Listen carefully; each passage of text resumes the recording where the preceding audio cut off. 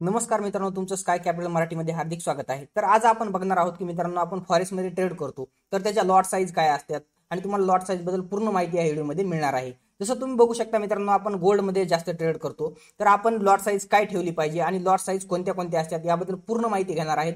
आणि तुम्ही जर तुमचं कॅपिटल किती असेल तर किती लॉट साईजने ट्रेड केला पाहिजे याबद्दल संपूर्ण माहिती एकदम तुम्हाला प्रॉपर मिळणार आहे. तर व्हिडिओ तुम्ही शेवटपर्यंत नक्की बघा आणि कुठेही व्हिडिओला स्किप करू नका, कारण तुम्हाला अर्धवट माहिती कुठेही बरोबर समजणार नाही मित्रांनो. तर व्हिडिओ तुम्ही शेवटपर्यंत नक्की बघा. तर चला मित्रांनो, मी तुम्हाला सांगतोय की लॉट साईज मध्ये 3 प्रकार असतात. जसं की तुम्ही समोर बघू शकता मित्रांनो, एक असते स्टँडर्ड लॉट, दुसरी असते मिनी लॉट, दुसरी असते मिनी लॉट आणि त्याच्यानंतर असते एक मायक्रो लॉट आणि एक नॅनो पण असते. आपण नॅनो आपण जास्त यूज करत नाही मित्रांनो, त्यामुळे आपण बघत नाहीये. आपल्यासाठी सगळ्यात महत्त्वाचे आहे स्टँडर्ड, मिनी आणि मायक्रो लॉट.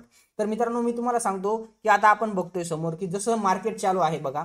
आता सपोज जर आपण सध्याला ट्रेड केले पाहिजे मित्रांनो, तुम्ही जर बिगिनर असाल तर तुम्ही 0.01 ने ट्रेड केला पाहिजे किंवा 0.03 न 0.05 न असं तुम्ही ट्रेड केला पाहिजे मित्रांनो मायक्रो लॉटने हे.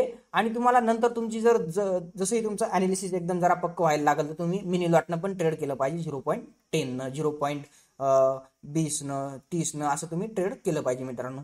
तर आता आपण बघू शकता की समजा मार्केटमध्ये जर 10 पीपनं मुवमेंट आल्या किंवा 5 पीपनं मुवमेंट आल्या तर तुमचा एशेल 5 पीप असेल तर तुमचा प्रॉफिट किती होईल, लॉस किती होईल आणि तुम्ही टार्गेट एशेल कसे लावायचे मित्रांनो. तर आता आपण बघूया मित्रांनो, जसं समजा आपली मायक्रो लॉटनं ऑर्डर आहे. सपोज आपली ऑर्डर आहे 24,014 मार्केट चालू आहे मित्रांनो. सपोज आपण इथे जर बाय साईडनं ऑर्डर टाकलेली आहे 0.01 न.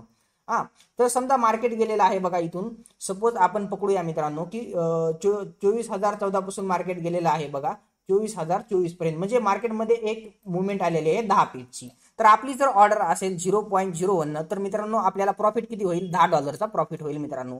आणि इथे जर आपलं जर एशेल असेल मित्रांनो, इथे जर असेल आपला 2 पीपचा जर एशेल असेल आपला 2 पीपचा किंवा 3 पीपचा आपला जर एशेल असेल तर आपला लॉस किती होईल मित्रांनो, तुम्ही स्वतः बघू शकता. 3 किंवा 2 पीपचा आपलं जेवढे एशेल असेल तिथे तुमचा लॉस होऊ शकतो. आणि हीच जर ऑर्डर मित्रांनो तुम्ही जर मिनी लॉटनं असेल, सपोज तुमची जर मिनी लॉटनं जर ऑर्डर असेल 0.10 तर आपला तिथं प्रॉफिट किती होईल तुम्ही स्वतः कॅल्क्युलेट करू शकता. समजा जर 10 पीपची जर मुवमेंट आली तर 10 100 तुम्हाला प्रॉफिट असेल मित्रांनो. तुमचा प्रॉफिट किती असेल मित्रांनो, तुम्ही स्वतः एकदा चेक करू शकता. तुमचा $100 प्रॉफिट असेल मित्रांनो इथं. इथे तुमचा $100 प्रॉफिट असेल. तुमची जर समजा 2 जर पीपचा जर एशेल असेल किंवा 3 पीपचा एशेल असेल मित्रांनो तर तुमचा $30 तिथं एशेल होईल मित्रांनो. $30 काय होईल इथं एशेल होईल मित्रांनो. आणि तीच जर ऑर्डर समजा जर मित्रांनो तुमची जर स्टँडर्ड लॉट नसेल तर तुम्हाला मी मित्रांनो सांगतो, तुम्ही जर बिगिनर असाल तर तुम्ही स्टँडर्ड लॉट नाही करू नका. आणि स्टँडर्ड लॉटसाठी खूप कॅपिटल लागतं मित्रांनो, जे की ज्यांच्याकडे नसेल त्यांनी तुम्ही केलं तरी बी काही हरकत नाही स्टँडर्ड लॉट नाही मित्रांनो.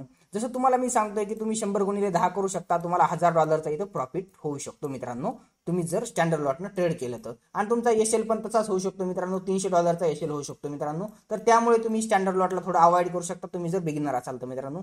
आणि तुम्हाला सगळ्यात महत्त्वाचं जसं येईल, तुम्ही मिनी आणि मायक्रो लॉटनं थोडं ट्रेड करून स्वतःचं कॅपिटल ग्रो करू शकता मित्रांनो. तर चला मित्रांनो, मी तुम्हाला सांगतोय की जसं आता आपण एक्सप्लेन केलेलं आहे की किती पॉईंटने गेलं तर किती पीप वगैरे मिळतात. तो आता तुम्हाला बऱ्याच गोष्टी जसं जसं की मार्केट समजा किती पीपने वरी गेल्यानंतर आपल्याला किती प्रॉफिट येतो आपण हे बघितलेलं आहे मित्रांनो.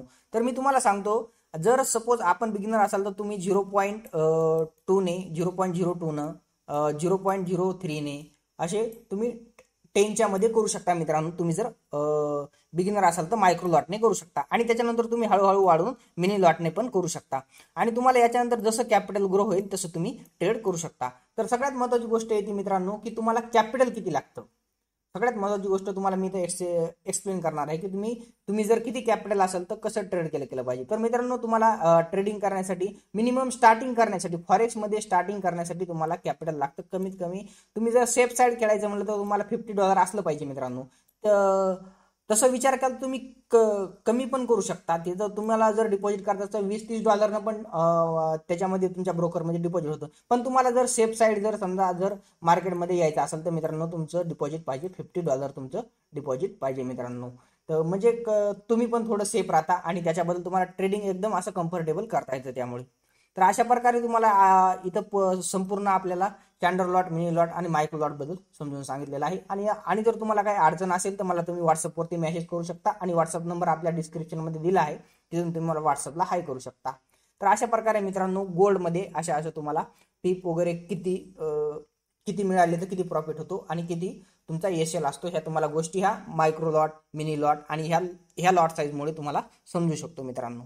तर अशा प्रकारे तुम्ही लॉट साईज बघितलेली आहे आणि आपण समोरच्या व्हिडिओमध्ये अशाच इम्पॉर्टंट गोष्टी बघणार आहेत. तर चॅनलला नक्की सबस्क्राईब करा आणि लाईक शेअर नक्की करा मित्रांनो.